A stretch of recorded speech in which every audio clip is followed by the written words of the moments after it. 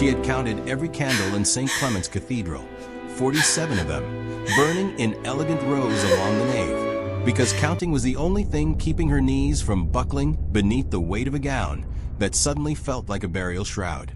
And before we go any further into Alara's story, if you have ever stood somewhere expecting one life and received another entirely, this story is for you. Drop a comment below and tell us where in the world you are watching from right now. Whether you are in Lagos or London, New York or Nairobi, let us know you are here. And if stories like this one move you, please like this video, share it with someone who loves a tale of heartbreak turned into something extraordinary, and subscribe to this channel so you never miss what comes next. Now, come back to 1842, come back to the candles, and to Alara, and to the morning her world split cleanly in two. The flowers in her hands were white roses and sprigs of baby's breath, chosen by her mother with the careful precision of a woman who understood that appearances were architecture. They held everything else up. Alara had not chosen them. She had not, she was beginning to understand, chosen very much at all about this morning. The dress had been her mother's suggestion, altered at the waist. The guest list had been Edmund's family's dominion. The cathedral itself, vast, cold, and smelling of beeswax and old stone, had been selected because it impressed, not because it comforted. Alara stood inside it now, like a figure placed inside a dollhouse, arranged rather than present, ornamental rather than alive. She was 23 years old.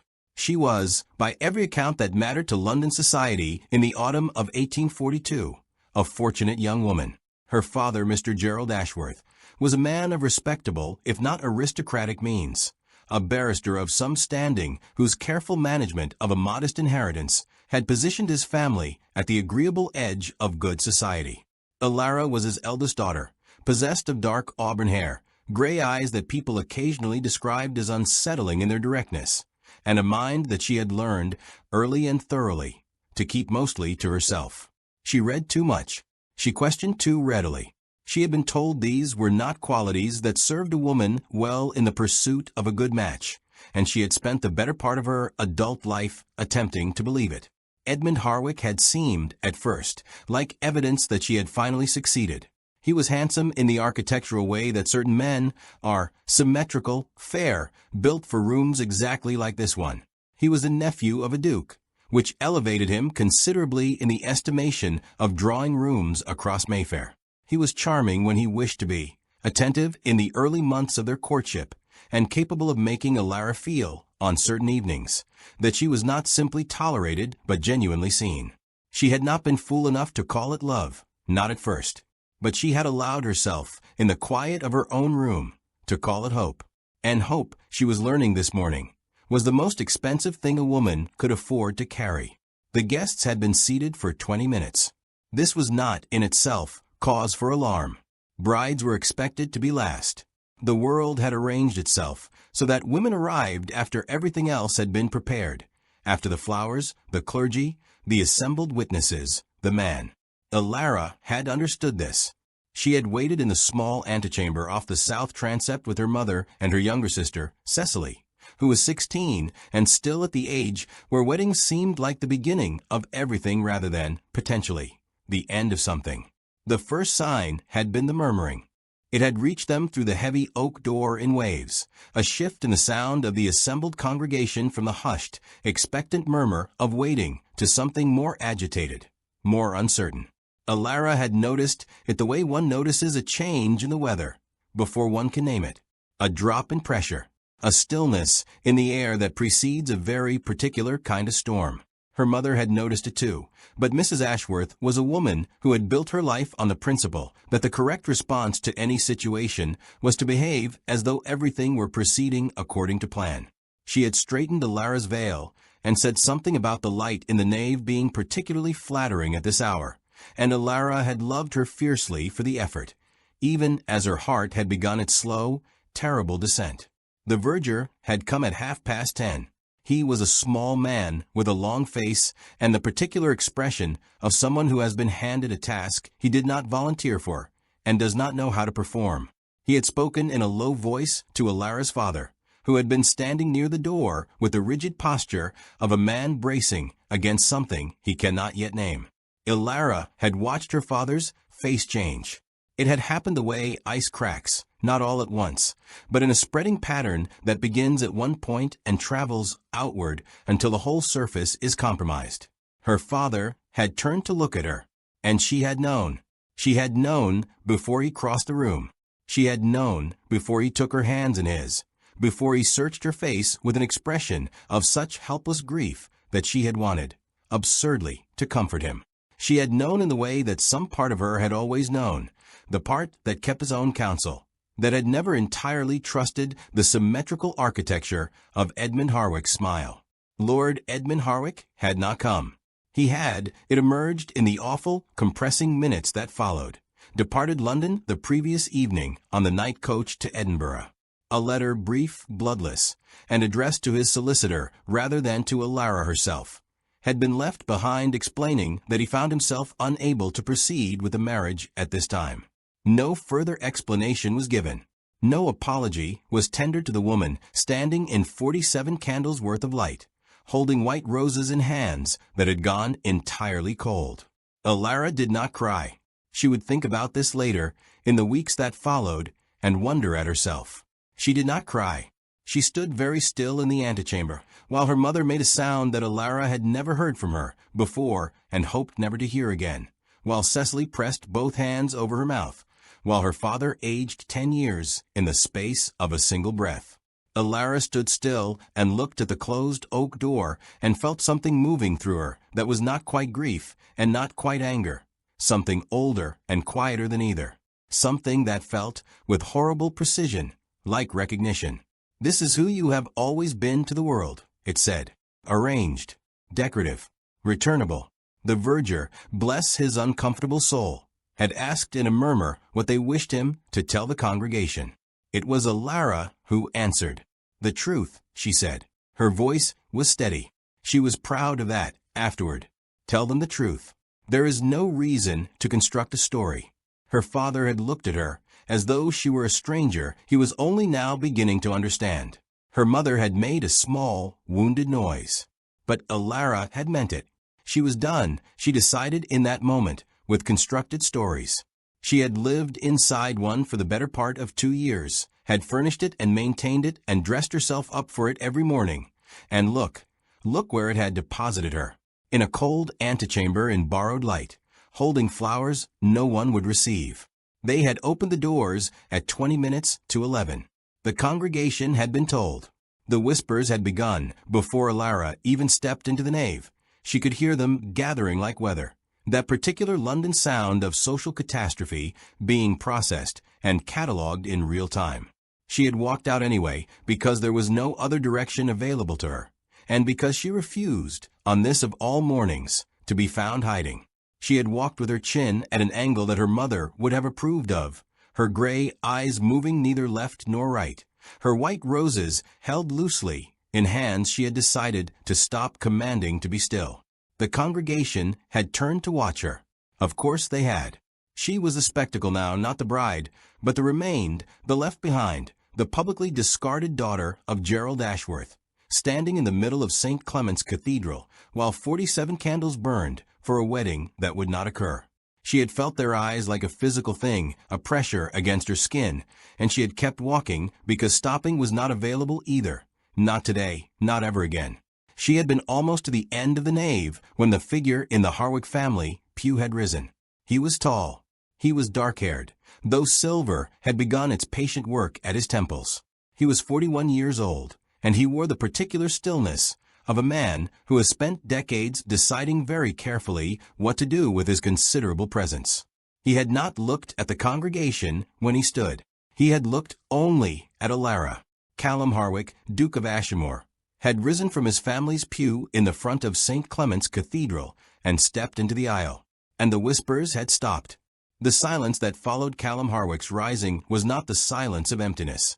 It was the silence of a room collectively holding its breath, of 47 candles burning without a single flicker, of a congregation that had come expecting one kind of theater and found itself, without warning, inside something else entirely. Ilara stopped walking. She was not certain why. Her feet simply ceased their forward motion, as though some deeper intelligence had overridden the instructions she had given herself. Keep moving, do not stop. Do not give them the satisfaction of watching you falter. And yet she had stopped, and she was watching the Duke of Ashimore step into the aisle with the measured deliberateness of a man who has made a decision and intends to honor it, and she could not have said, in that moment, what she expected him to do next. She had met Callum Harwick perhaps a dozen times across the 2 years of her courtship with Edmund. He existed, in her experience, at the periphery of rooms, present at the larger Harwick family gatherings, occasionally encountered at the sort of formal dinners where Edmund's connection to a dukedom was the point being made. She had formed an impression of him the way one forms an impression of landscape glimpsed through a carriage window, adequate for orientation, insufficient for true understanding. He was Edmund's uncle, which placed him in a category that her mind had filed and largely closed. He was older. He was quiet. He had the kind of authority that did not announce itself, and therefore, paradoxically, announced itself constantly. She had been aware of him the way one is aware of deep water, present, significant, and best regarded with a certain respectful distance. He had never, in all those encounters, looked at her the way he was looking at her now. There was nothing inappropriate in his gaze. That was not what undid her. It was the quality of it, the steadiness, the complete absence of the pity or the prurient curiosity she had been bracing against from every other pair of eyes in the cathedral. He looked at her the way one looks at something that matters, directly, without apology, without performance. He came to stand a few feet from her and inclined his head in a bow so correct and so deliberate that it functioned less as a social courtesy and more as a public statement. Here, the gesture said, before God and society and the entirety of assembled Mayfair, is a woman who is owed respect. Here is a man who intends to pay it. Miss Ashworth. His voice was low, unhurried, built for rooms that required no amplification. I am deeply sorry for what has occurred this morning. The apology fell into the silence like a stone into still water, and the ripples it sent outward were immediate and visible. Heads turning, backs straightening, the congregation recalibrating in real time. He had not whispered. He had not leaned in with a conspiratorial murmur of someone managing a scandal. He had spoken at a volume that carried, cleanly and without drama, to every corner of the nave. He had made his apology public because the humiliation had been public, and he was, Alara would understand later, a man who believed that the remedy ought to match the wound. She looked at him. She was aware that her roses were trembling slightly, though her hands had not received permission to do so. She was aware that her mother, somewhere behind her, had made a small sound that might have been relief, or might have been something more complicated than that. She was aware that the congregation was watching with the intensity of people who understood they were witnessing something that would be discussed at every dinner table in London for the next fortnight. She was aware, most acutely, that she did not know what to do. What she did was this. She lifted her chin a precise half-inch higher and said, "Thank you, Your Grace," in a voice that carried nearly as well as his had, and she held his gaze for a beat longer than convention strictly required. It was not much, but it was what she had, and something in his expression, just briefly, just for a fragment of a moment, shifted in a way she could not immediately name. What followed was a masterwork of quiet management that Alara, even in her present state, could not help but observe with a kind of awed clarity. Callum Harwick did not make a scene. He did not raise his voice or deliver any speeches, or position himself as a hero in the narrative unfolding around them. He simply organized. He spoke briefly to the rector, who nodded and moved to address the congregation. He spoke to the verger, who disappeared and returned with Alara's wrap, which had been left in the antechamber. He moved through the business of dismantling a catastrophe with the efficiency of a general who has planned for contingencies, and the grace of a man who understands that the most powerful thing he can offer, in this moment, is function. Within 15 minutes, the cathedral had been gently, firmly, and irrevocably cleared. The Ashworth family was assembled near the south entrance, her father pale, her mother reconstructed into a version of composure that Alara recognized as armor rather than feeling. Cecily pressed close to Alara's side with the wordless loyalty of a younger sister who does not yet know what to say, but knows that proximity is something.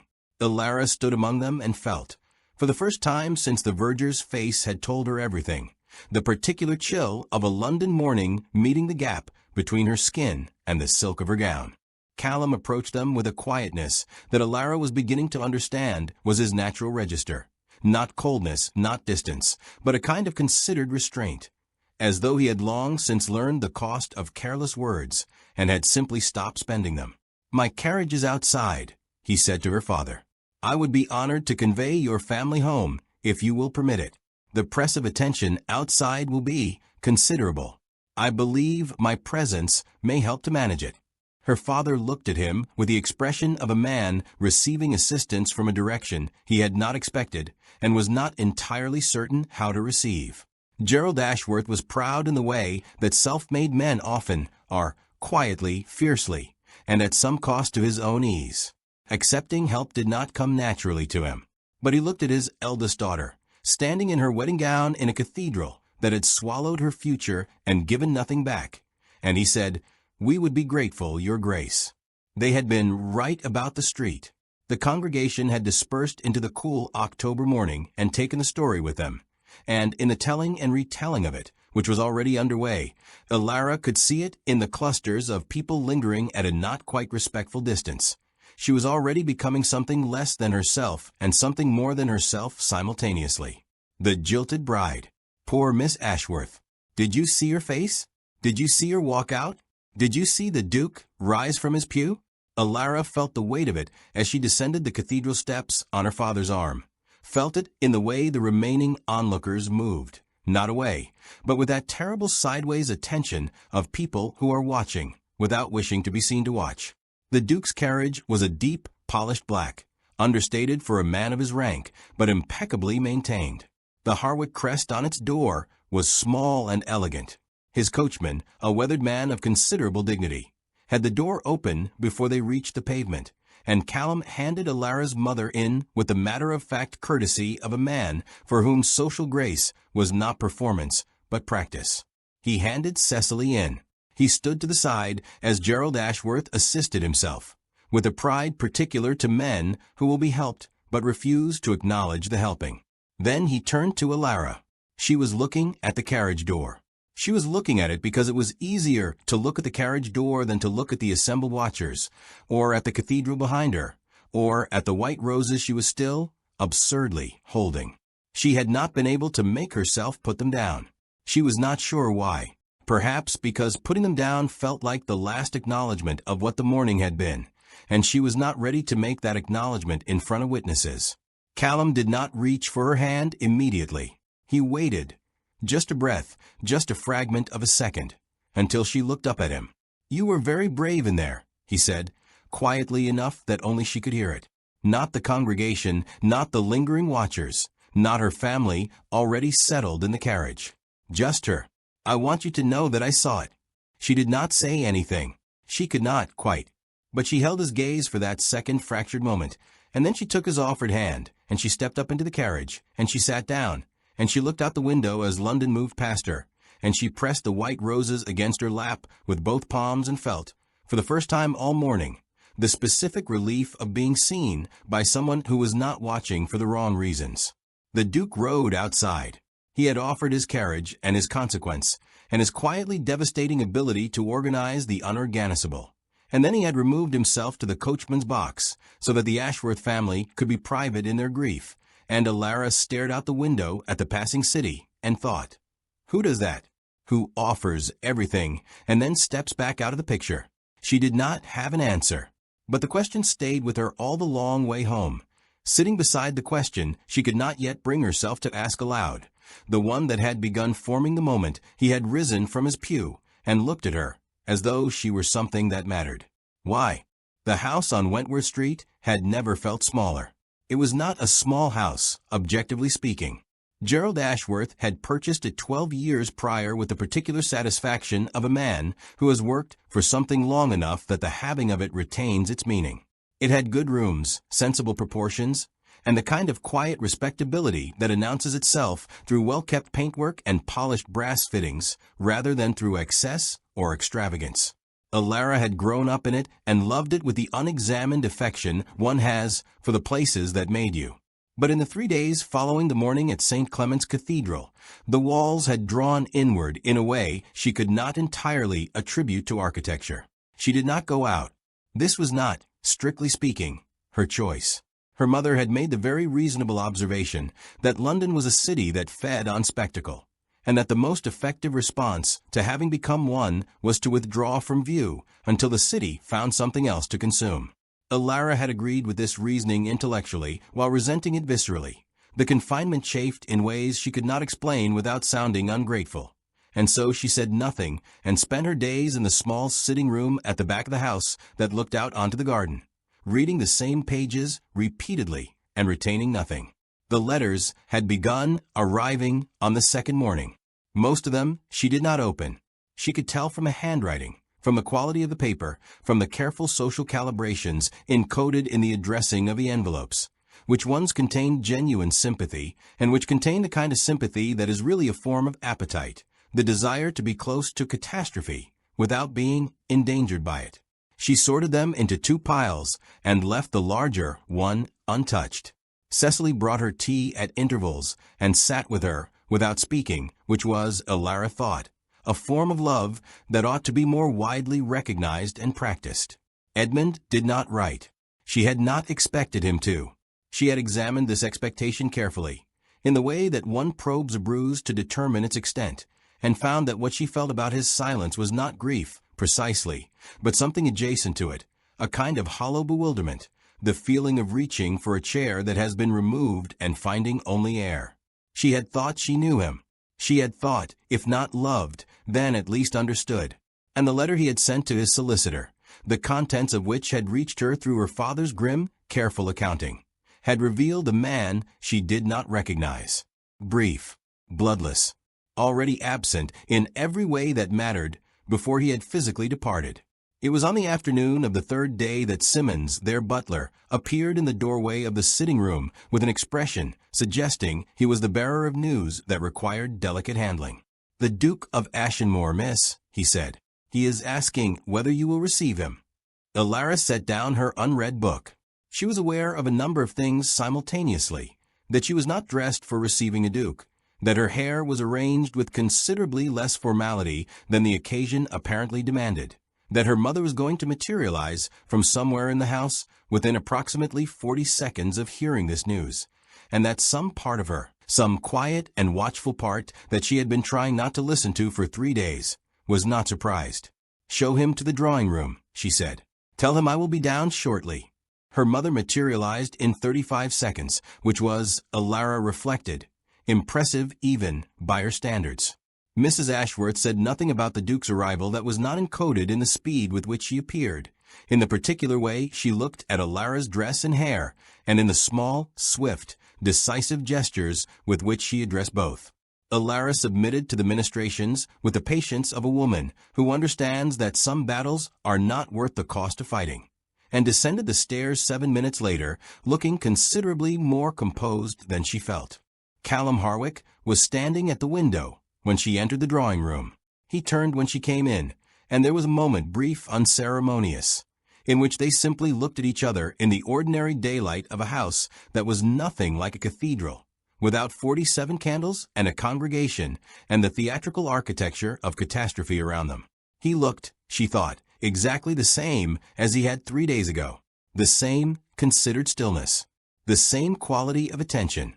He had not brought flowers, which she appreciated more than she expected to. "Miss Ashworth," he bowed. "Thank you for receiving me." "Your Grace." She sat. He waited until she had settled before taking the chair across from her, which was such a small and automatic courtesy that she suspected he was not even aware of performing it. "I confess I am curious about the purpose of your visit." "I imagine you are," he said. There was a faint quality to his voice that she might, in other circumstances, have identified as the predecessor of dry humor. "I will not insult your intelligence by constructing a gradual approach. I have come to ask you to marry me." The sentence arrived in the drawing room and sat there between them, occupying a remarkable amount of space for 11 words. Alara looked at him. She looked at him with the full, unguarded attention of someone who is trying to determine whether they have heard correctly, and having concluded that they have, is now trying to determine what on earth the correct response is. The gray eyes that people described as unsettling in their directness were, at this moment, working very hard indeed. "I beg your pardon," she said, because it was the only thing she could find. "I have come to ask you to marry me," he repeated, with the equanimity of a man who has anticipated this response and prepared accordingly. "I want to be very clear about something before I say anything further, because I think clarity matters more than strategy in a conversation of this kind. I am not here out of pity. I am not here because I feel some obligation to repair what my nephew has damaged. I am here because I have made a considered and deliberate decision, and I thought you deserved to have it offered to you directly, without pretense." Alara was quiet for a moment. Outside the window, a cart was passing on Wentworth Street, the horses' hooves making their steady, indifferent progress across the cobblestones. Somewhere in the house, a clock was marking time with the serene persistence of objects that do not understand what it costs. "You have known me for 2 years," she said carefully, "primarily as your nephew's intended. We have exchanged, perhaps, 3 conversations of any substance. You are proposing marriage." "Yes." "On the basis of what, precisely?" Something moved in his expression. Not quite a smile, not quite the absence of one. "On the basis of what I have observed. Over 2 years, at the periphery of rooms, as you have been kind enough to note. I am aware that this is not a conventional foundation. I am also aware that conventionality has not served you particularly well as a framework." It was so precisely accurate and so quietly spoken that Alara felt something lurch unexpectedly in the center of her chest, a sensation she could not categorize and did not trust. She set it aside. "I will not marry out of necessity," she said, and her voice was steady, and she was grateful for it. "I will not be rescued, Your Grace. I am not a situation that requires resolution." "No," he said, "you are not. I am not offering resolution. I am offering," he paused, and she had the impression of a man choosing his words the way a careful architect chooses materials, for structural soundness rather than decoration, "a genuine life, with a man who would not leave." The last 4 words landed differently than the rest. She felt them land. She suspected he knew they would, and had said them anyway, not as manipulation, but as honesty, which was somehow considerably more difficult to dismiss. She stood. He rose immediately. "No," she said. "My answer is no. I am not, I cannot." She stopped, gathered herself, and began again, because she owed him a coherent refusal, if nothing else. "I have spent 2 years arranging myself around someone else's choices. I am not able to step from that directly into another arrangement, regardless of how differently it is offered. I need time that belongs to me. I need to understand who I am outside of being someone's intended. I cannot marry you, Your Grace. Not now." He looked at her. He did not argue. He did not press or plead or adjust his approach in the way of men who treat refusal as a negotiating position rather than an answer. He simply looked at her with that steady, considering attention and nodded once slowly, as though receiving information he intended to take seriously. "I understand," he said, "and I respect it entirely." He moved toward the door, then paused with the naturalness of a man who has one more thing to say and intends to say it cleanly. "I will return in 1 week, Miss Ashworth.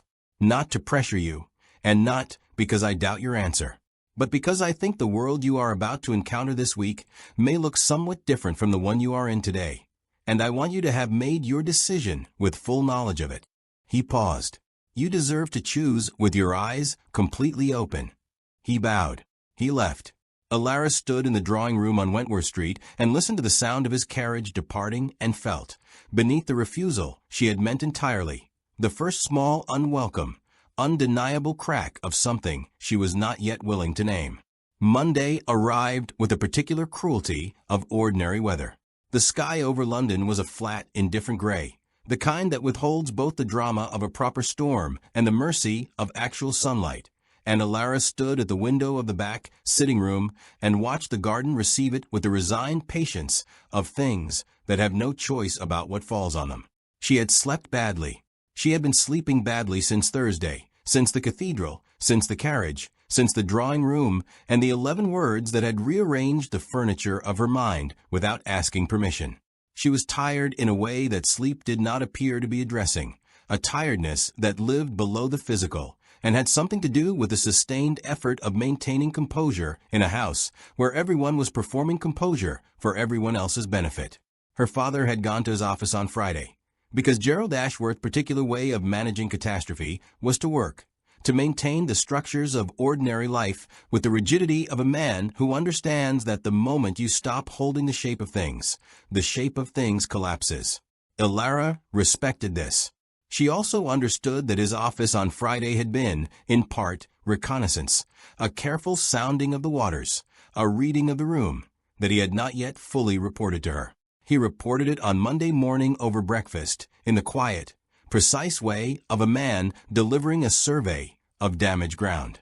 The Harwick family, it emerged, had moved with the swiftness of people practiced in the management of social liability. Edmund's departure had been characterized, in the version now circulating through the relevant drawing rooms and club reading rooms of London, as a matter of health, a sudden nervous collapse, deeply regrettable, entirely beyond anyone's anticipation. This characterization served the Harwick family's interests admirably. It transformed Edmund from a man who had abandoned a woman at the altar into a man who had been felled by circumstance, and it shifted the weight of public narrative in a direction that was, if not precisely sympathetic to Edmund, at least not actively damning. What it did to Alara's narrative was rather less kind. In the absence of a clear villain, the story had reorganized itself around the only available subject, the woman who had been left. This was not, Alara understood with a cold and clarifying anger, unusual. It was, in fact, entirely predictable, and she was furious at herself for not having predicted it more thoroughly. The whispers she had felt in the cathedral had taken on, in 3 days of London drawing rooms, a specificity and a texture that her father communicated with careful circumspection, and that Alara translated, without difficulty, into their actual content.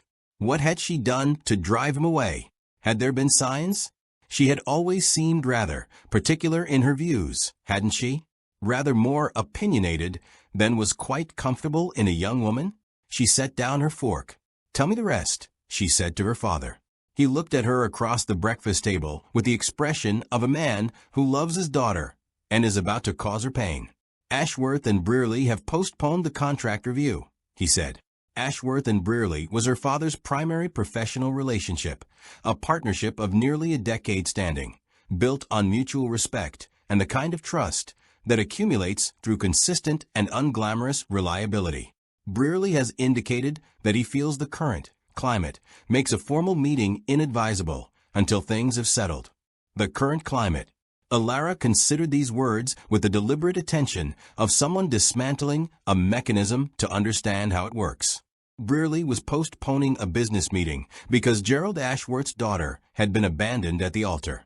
The scandal had reached from the church into her father's livelihood, had extended its fingers into the professional structures that sustained the family, and was now, quietly and with the devastating efficiency of social consequence, beginning to tighten its grip.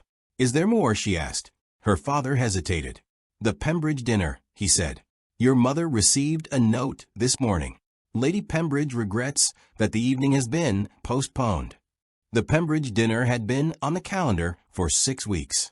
It had been in the careful social calculations that governed their world, an important occasion, the kind of gathering where Cecily might be seen by the right people, might begin the process of establishing herself in the social landscape that would, in a few years, determine the shape of her life. Cecily was 16. Cecily had done nothing. Cecily's prospects were being quietly, efficiently, and entirely collaterally damaged by a man who had left on a night coach to Edinburgh, without the courtesy of a personal apology. Alara thought about her sister. She thought about Cecily's face on the morning of the wedding, the wordless loyalty, the pressed hands, the proximity offered in the absence of the right words. She thought about the way Cecily had sat with her in the sitting room every afternoon since, bringing tea and saying nothing and being present, and she felt something move through her that was colder and more resolved than anger. Tuesday brought 2 more cancelled invitations. Wednesday brought a morning call from Mrs. Hartwell, who was her mother's oldest friend and who arrived with genuine sympathy and the kind of honest information that genuine sympathy sometimes enables. The story Mrs. Hartwell reported over tea had developed further complications.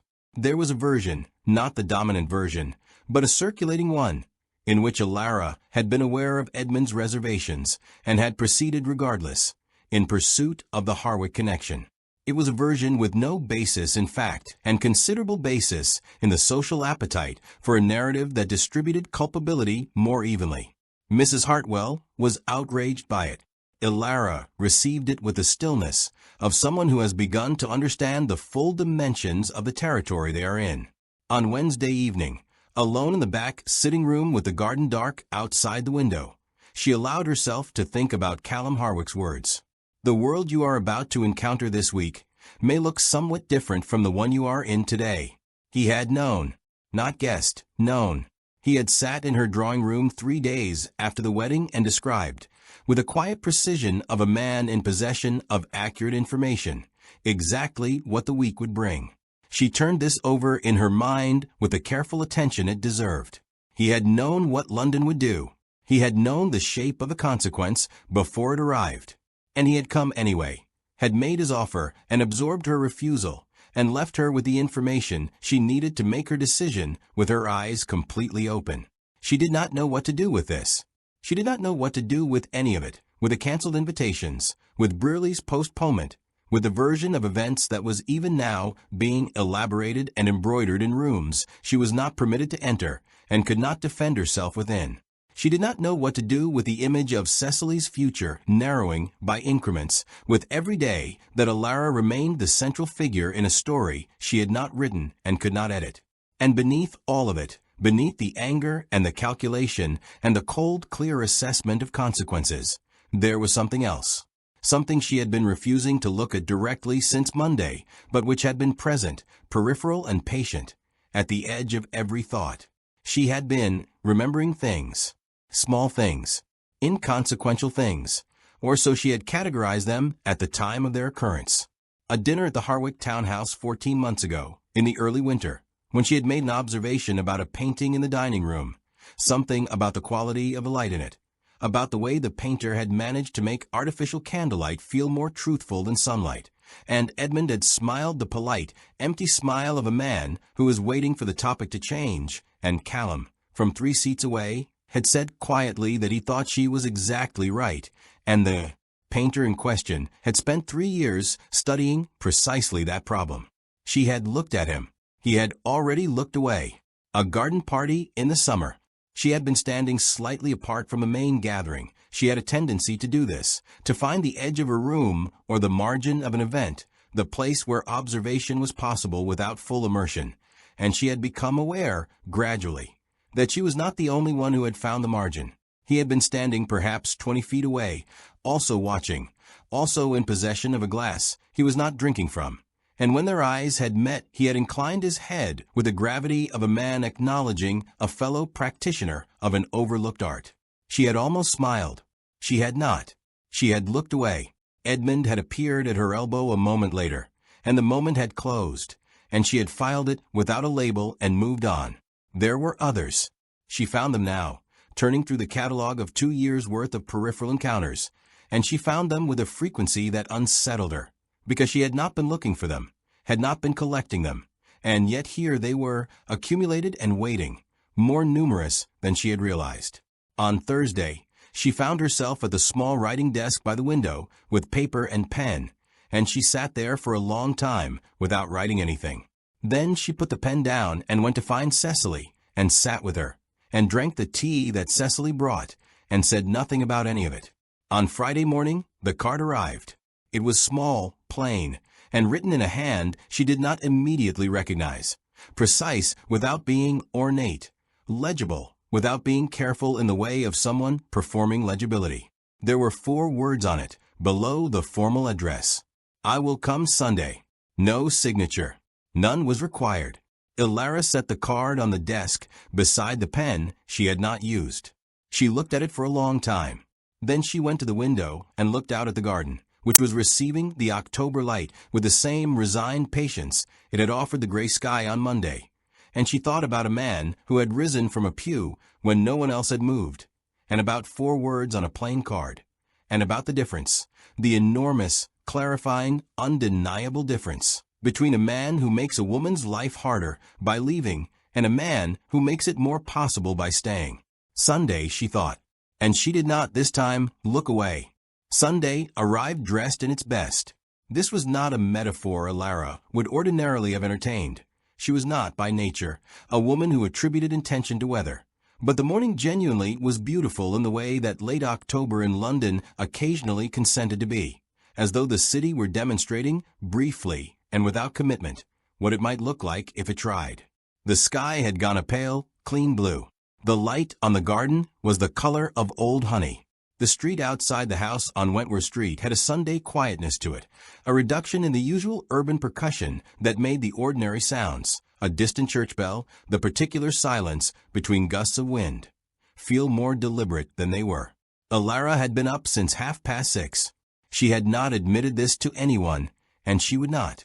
She had dressed with more care than the occasion technically required, made 2 adjustments to her hair that she told herself were practical, and that she knew were not, and had spent the better part of an hour in the back sitting room with a book open across her lap, and every sense oriented toward the front of the house, which was ridiculous, and which she acknowledged to herself as ridiculous while continuing to do it. Her mother had asked at breakfast whether Ilara was quite well.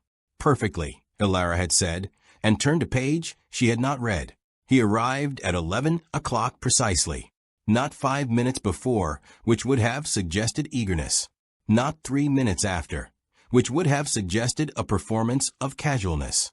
Exactly 11 o'clock, which Ilara suspected was not coincidence, but characteristic, the punctuality of a man for whom time was a form of respect rendered to the person being met.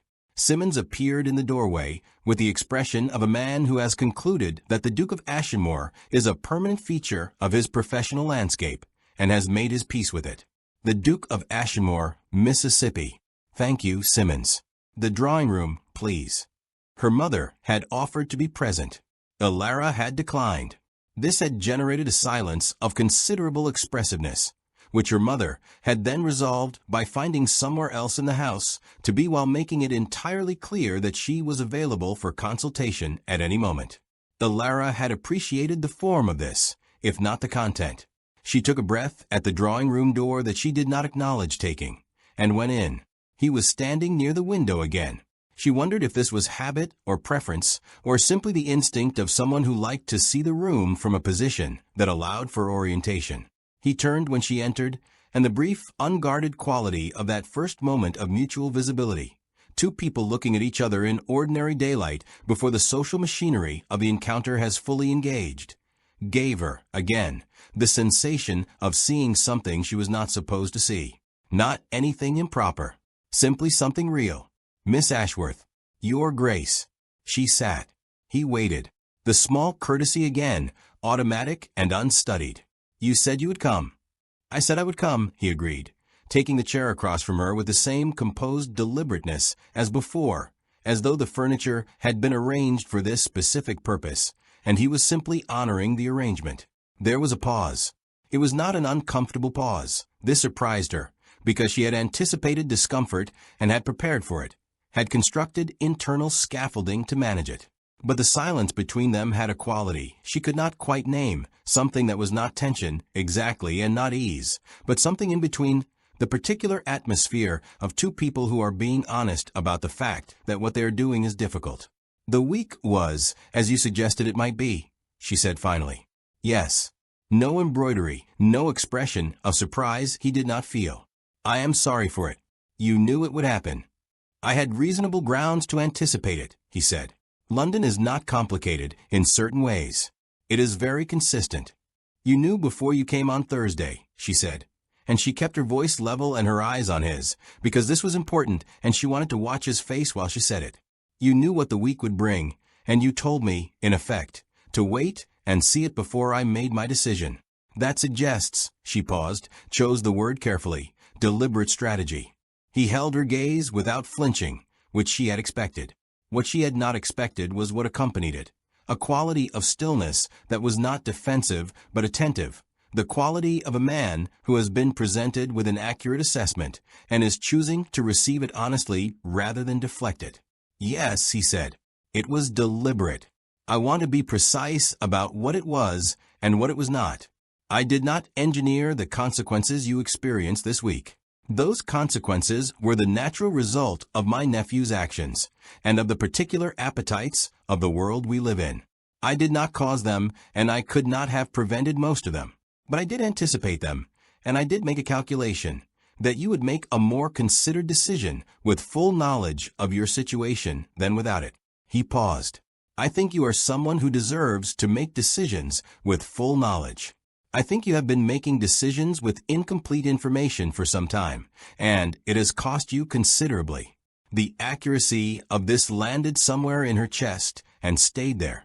That is, she began and stopped because she had been about to say that it was presumptuous, and she found, turning the accusation over honestly, that she could not quite make it hold.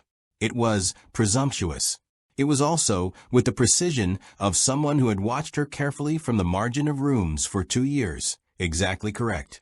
I need to ask you something, she said, and I need you to answer me honestly without the management of consequences or the calibration of what I am likely to do with the answer.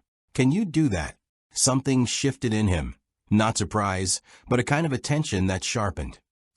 Yes, he said. Why, she said. Not the considered and deliberate decision. Not the practical observation. Why me, specifically? You are a duke. You are, she made a gesture that encompassed, without being rude about it, the reality of his situation. His rank, his resources, the considerable field of options available to a man of his position who wished to marry. You could have chosen anyone. You had no particular reason to choose me. Edmund's catastrophe gave you an opportunity, but it was not an obligation. So why? He was quiet for a moment. It was a different quality of quiet from his usual considered pauses, something less composed, something that felt, for the first time, like the predecessor of something he had not already decided to say.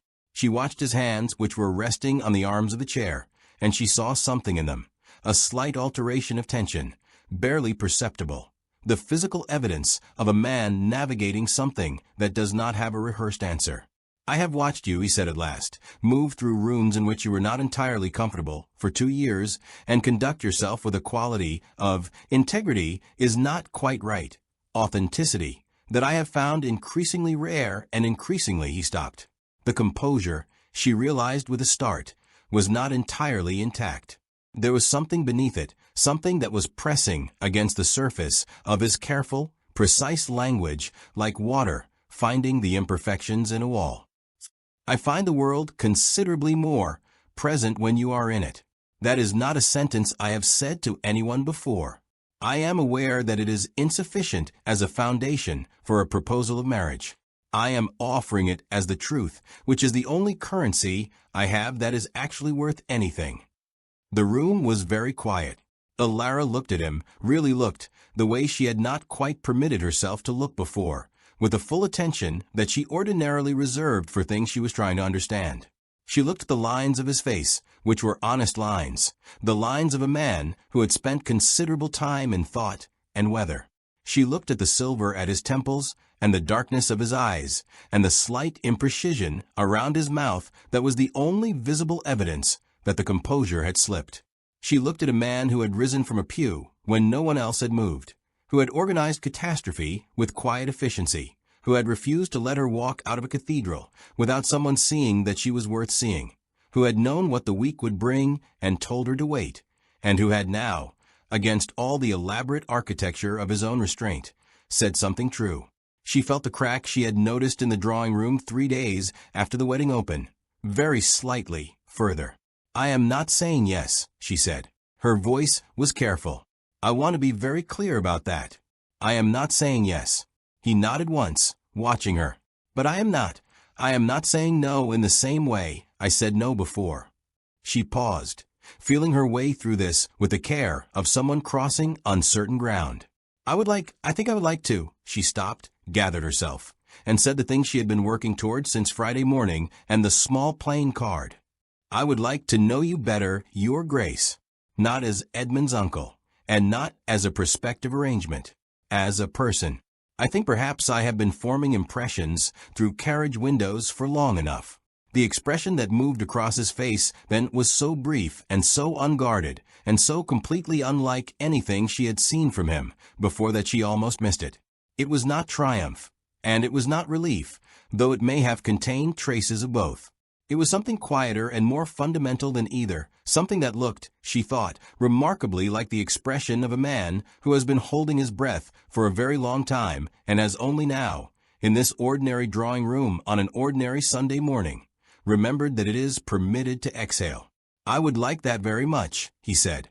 Outside, the October light continued its brief, uncommitted performance of beauty, and the church bells from somewhere down the street marked the quarter hour. And in the drawing room on Wentworth Street, two people who had spent 2 years at the edges of each other's awareness began, with the careful uncertainty of people who understand what it costs to be wrong, to move toward the center. The courtship, if it could be called that, given its strict informality and the deliberate absence of any public announcement, occupied 3 weeks in November that Alara would later think of as the most honestly confusing period of her adult life. They met 4 times in her family's drawing room, always with her mother present at some remove, near enough for propriety, far enough to grant the conversations a quality of privacy that both parties tacitly agreed to honor. They exchanged letters on the days between visits, a correspondence that began with the careful restraint of 2 people who understood that words on paper are permanent and escalated, gradually, into something she had not expected, an exchange that was actually interesting. He wrote the way he spoke, precisely, without ornament, and with an occasional dry observation threaded through the substance of a sentence that made her laugh unexpectedly into the quiet of her room. He had opinions about things she had not imagined a duke would have opinions about. The structural failings of a particular theory of classical architecture. The way London managed to be simultaneously one of the most populated and most isolating cities in the world. The question of whether honesty was always kind or merely always necessary, and whether those were different things. She found herself composing her replies with more care than she had applied to anything in recent memory, not because she was performing, but because she wanted to be precise, wanted to be accurate, wanted him to encounter what she actually thought rather than a version of it adjusted for palatability. This was, she recognized, new. On the 14th of November, it rained without warning or mercy in the middle of what had been scheduled as a brief supervised walk in the square garden, and they had taken shelter under the inadequate canopy of an iron gazebo, while her mother's maid ran back to the house for umbrellas. They had stood there for 11 minutes, she counted, later, with the retrospective precision of someone cataloging something important. Close enough that she could see the rain catching in his dark hair and the slight curve at the corner of his mouth that was the only external evidence he ever gave of finding something genuinely amusing. He had said, regarding the weather, that he had no defense to offer. She had said that she wasn't certain he needed one. There had been a pause. And then he had said, quietly, looking out the rain rather than at her, which she understood was a courtesy, that he found he was enjoying this rather more than he had anticipated, and that he wanted to say so plainly because he had decided, some time ago, that the plainest things were the only ones worth saying.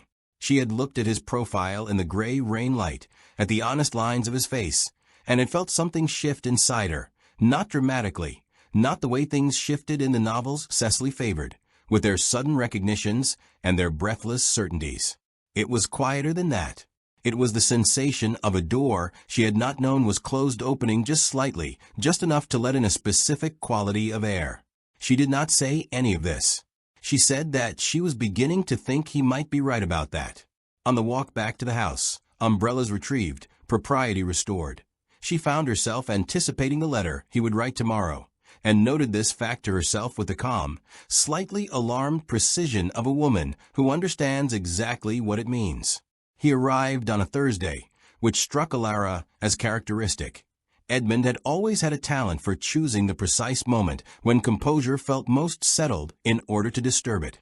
She was told of his arrival by Simmons, whose expression communicated a nuanced range of professional disapproval compressed into the single phrase, "Lord Edmund Harwick, miss, requesting to see you."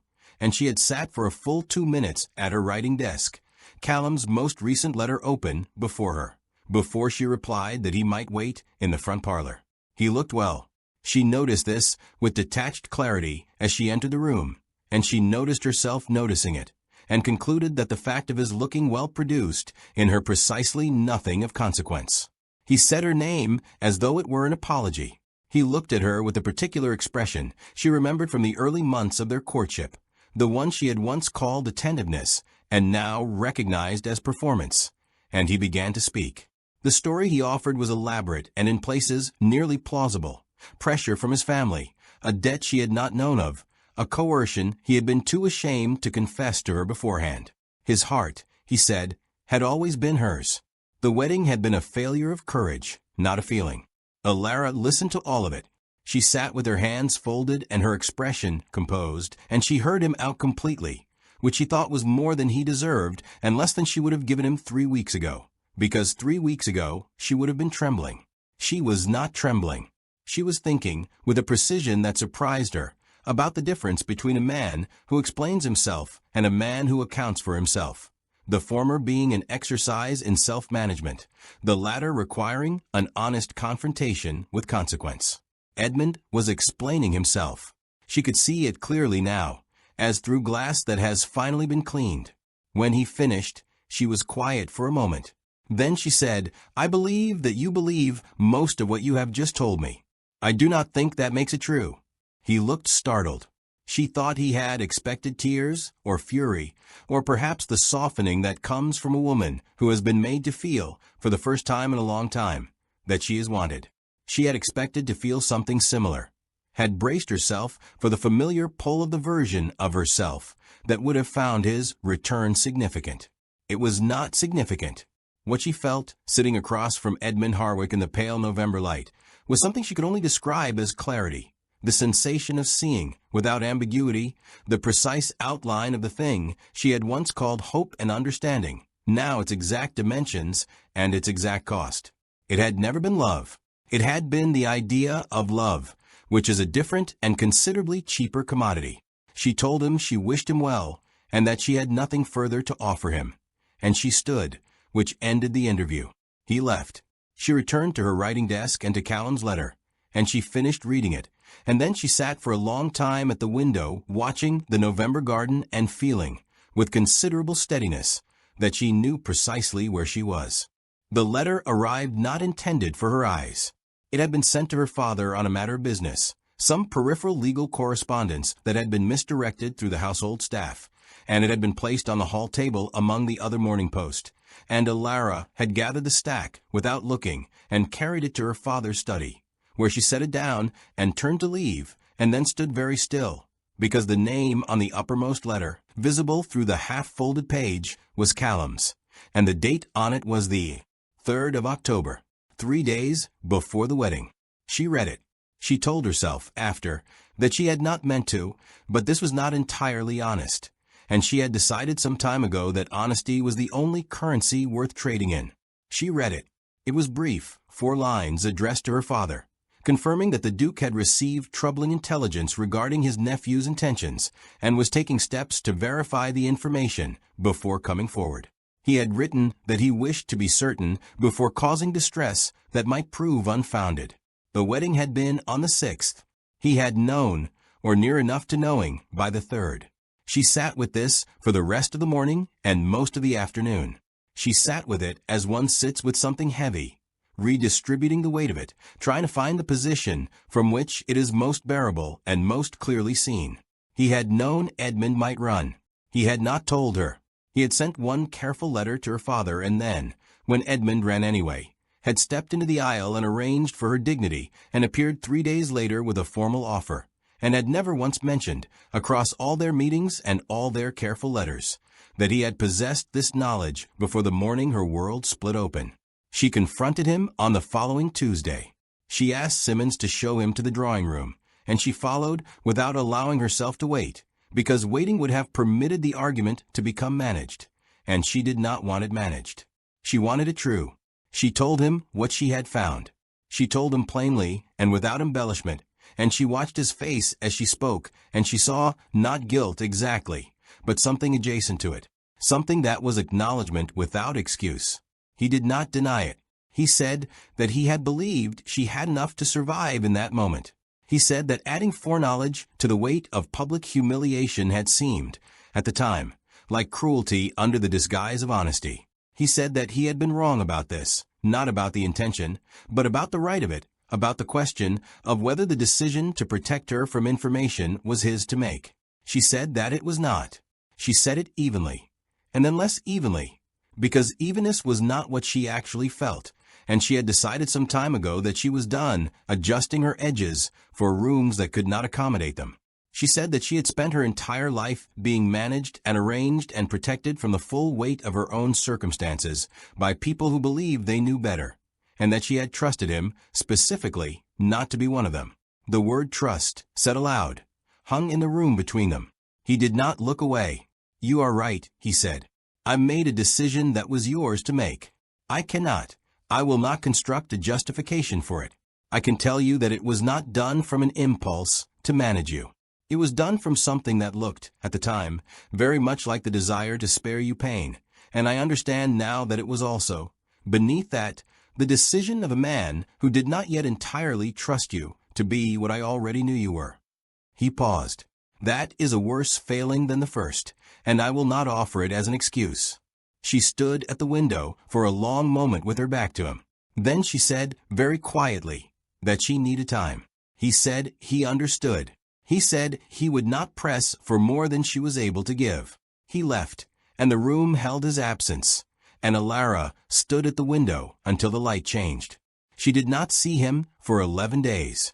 In that time, the house on Wentworth Street returned to its ordinary rhythms. Her father at his desk, her mother in the sitting room, with Cecily's needlework spread across the ottoman, the quiet domestic percussion of a household that was managing carefully the large and unspoken things by attending with great diligence to the small ones.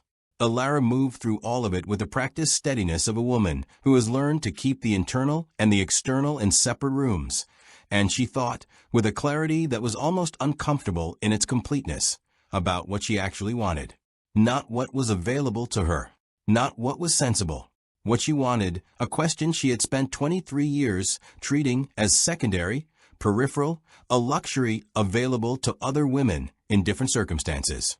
She found she had no good answer, and this frightened her, and then she decided to sit with the fear rather than resolve it prematurely, which was itself an answer of a kind. On the 12th day, his letter came. It was longer than his others. She knew, from the weight of it in her hands before she opened it, that it was going to ask something of her, not her forgiveness, not her answer, but something harder than either. She sat at the desk by the window that had become, without her quite deciding it, the chair she associated with his correspondence, and she opened it, and she read. He had written, as he had promised, a full accounting, not an apology, or not only that, an accounting, precise, unflinching, and structurally honest, in the way that only a man who has spent a very long time in dialogue with his own failings can manage to be.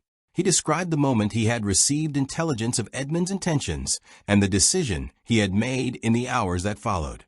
He described his reasoning, the weighing of costs, the assumptions he had carried into it without examining them, the precise point at which the desire to protect had shaded, without his noticing, into the desire to control the terms of her experience. He did not present this as excusable. He presented it as true, which was, she thought, the more difficult offering. And then, at the end of it, 3 pages in the same precise and unornate hand she had come to recognize as his, he said the thing he had not said before. He said that he had been alone for a very long time, not in the catalog sense, not friendless, not without company, but in the particular way of a person who has spent so many years in the discipline of his own containment that he had begun to mistake the container for himself. He said that she had, over 3 weeks of careful and uncertain proximity, made him aware of the difference between the container and the man inside it, and that this was an extraordinary and terrifying thing to have been shown, and that he understood completely if she could not remain in proximity to someone who had already demonstrated the limits of his honesty. He said he would not chase her. He said that the choice, every part of it, was hers. And then he said, "I would rather have told you nothing beautiful and been honest than told you every beautiful thing and kept this hidden." The silence was a failure. "It will not happen again if you give me the chance to prove it. But I will not ask for the chance. I am only telling you that it is yours to offer if you choose to." Elara read it 3 times. The 3rd time, she set it down on the desk and looked at the November garden for a long while, at the bare branches and the particular patience of a garden that knows winter is not permanent.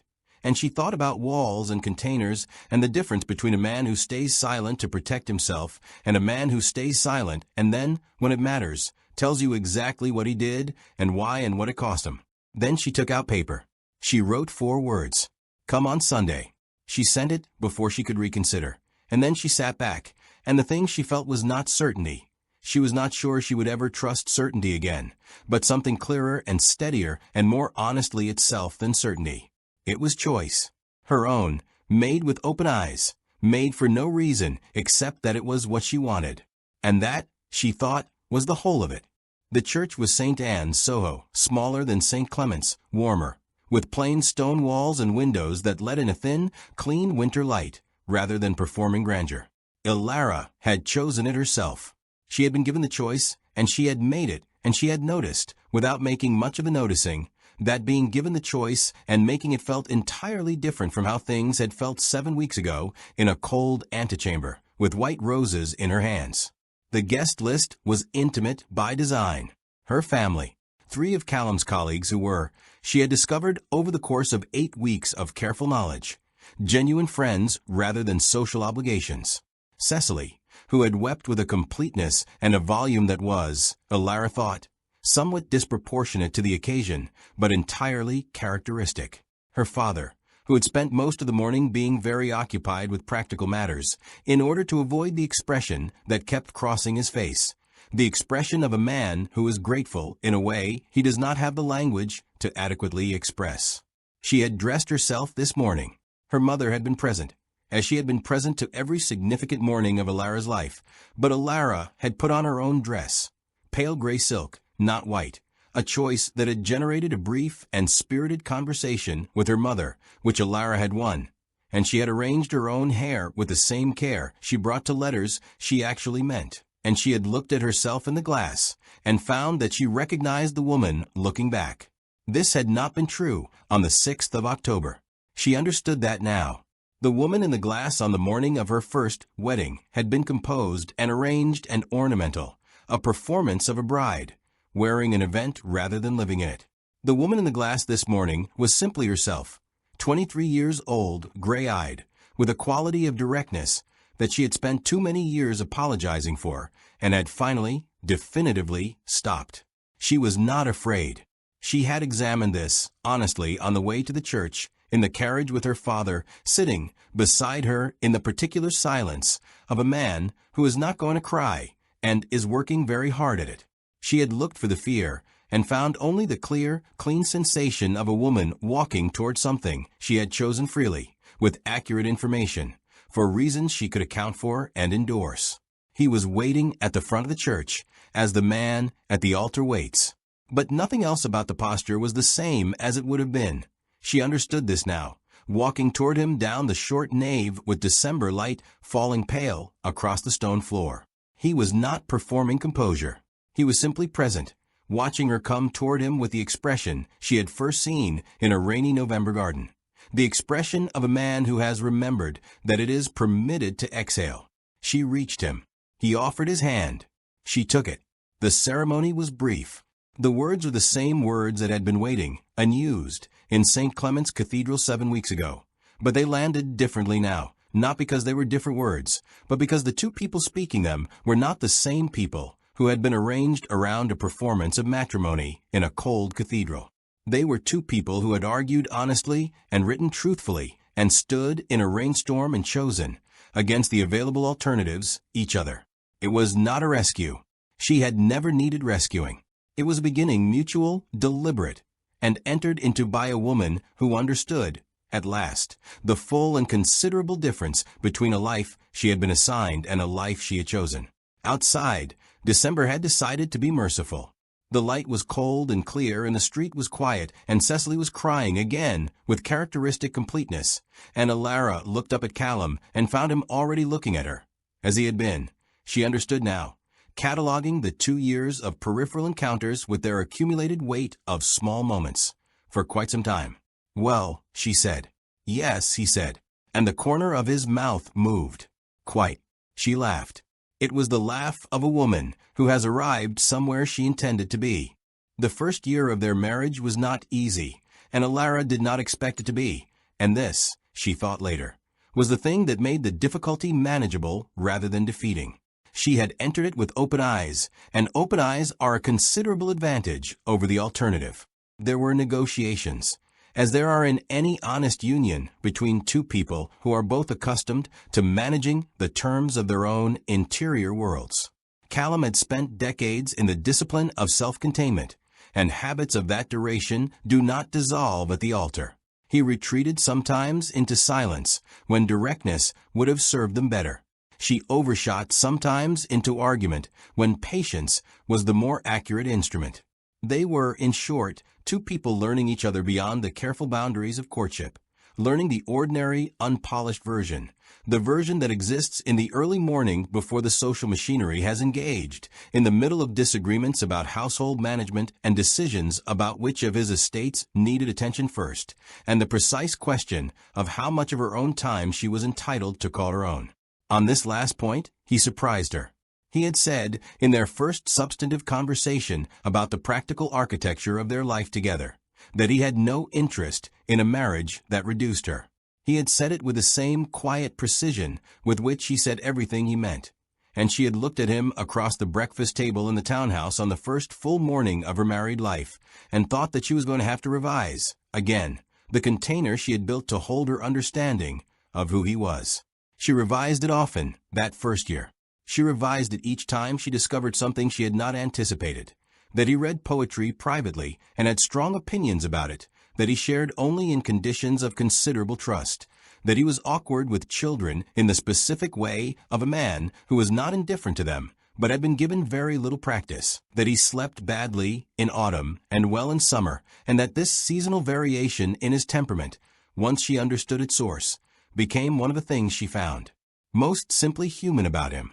She revised it when she found him, one afternoon in March, in the library at Ashimore, reading a letter she had written him during the 11 days of her withdrawal. One of the letters she had never sent, had only drafted and set aside, and she stood in the doorway long enough to understand that he had found it in her writing desk, where she had left it, and had read it in the particular way of a man receiving something he had not expected to be given. He heard her in the doorway. He looked up. She said, "That one was not finished." He said, "I know. It was also the most honest thing I have read." She thought about this for a long time, at intervals in the months that followed. Unfinished and the most honest. She decided eventually that this was not a paradox, but a description. That honesty often exists in the drafts, in the things said before the editing begins, in the version of a feeling that has not yet been arranged for presentation. She began, with deliberate care, to show him more of the drafts. He began, with the somewhat more labored care of a man, for whom this did not come naturally, to do the same. It was slow work. It was, she came to understand, the only kind of work worth doing. By the time the second autumn arrived, the amber and copper October of 1844, the first they spent at Ashimore, without the particular tension of two people who are still deciding how much of themselves to offer, the house had acquired the quality of a place that is genuinely lived in rather than performed. There were books in the wrong rooms. There were letters on the hall table addressed in both their hands. There was, in the east garden, a section of path they walked in the evenings when the light was good, where conversation was sometimes substantive and sometimes entirely absent, and both were equally permissible. On one such evening in October, with the light going copper across the lawns and the garden giving off the particular smell of autumn in progress, leaves and cold water, and the faint mineral tang of earth being given back to itself, Alara walked beside him and found herself thinking about St. Clement's Cathedral. She thought about it without the weight it had carried for the first year. It had the quality, now, of a very old scar, visible when she looked for it, but no longer the first thing she saw when she looked at herself. She thought about the woman in the 47 candles, arranged and ornamental, holding flowers she had not chosen. She thought about the cold of the antechamber, and her father's face changing like ice cracking, and the sound her mother had made, which she would remember for the rest of her life. She thought about the verger's terrible expression, and about walking out through the nave with her chin at the angle her mother would have approved of, and about the figure rising from the Harwick pew. She had thought about all of it many times. But on this particular evening, for the first time, what she felt looking back at that morning was not residual grief or anger or even the particular bittersweet quality of a wound healed into something survivable. What she felt was something that took her a moment to identify, because she had not expected it. She felt grateful, not to Edmund, who had run and who was living, she had heard, in Edinburgh, which seemed appropriate, not to the machinery of social catastrophe that had made her circumstances legible to her in ways they had not previously been. Grateful, she decided, was the wrong word for most of it. What she felt, she revised, was something more precise. She felt that she could see, from where she was standing in the October light of Ashimore, the exact shape of the path that had brought her here, not a path anyone had laid for her, not a path she had planned, but one she had walked with increasing intention, each step more deliberately chosen than the last. The worst morning of her life had been, in the only sense that finally mattered, the first morning she had ever been asked, by catastrophe, by circumstance, by the refusing of an exit she had not been offered, to become the person she actually was. She had become her. It had taken longer than she would have chosen, and cost more than she thought she could afford, and required the willingness to let herself be seen, unfinished and honest, and entirely without the performance of a woman who has it managed, by a man who had risen from a pew when no one else had moved and called it what it was. Callum glanced at her as they walked, the particular glance of a man who has learned to read the quality of her silences, and is not yet certain which one this is. "Where are you?" he asked. "St. Clement's," she said. A pause. And she considered the October light on the Ashimore lawns, the bare branches, the patient garden, the specific, unrepeatable texture of a life chosen freely, lived honestly, still in the early chapters of itself. "And nothing," she said. "I was only seeing it clearly." He did not say anything to this. He did not need to. He simply walked beside her in the copper evening, as he had walked beside her across the uncertain ground of the last 2 years, not ahead, not behind, but present, which was, she had come to understand, the whole of what she had ever needed anyone to be. The path continued. The light held a moment longer than November usually permitted it to. And Ilara Ashworth, Ilara Harwick now, the Duchess of Ashimore, a woman who had stood in 47 candles and chosen, in the end, to see, walked into the rest of her life with her eyes entirely open, and found it, against all reasonable expectation, more than enough.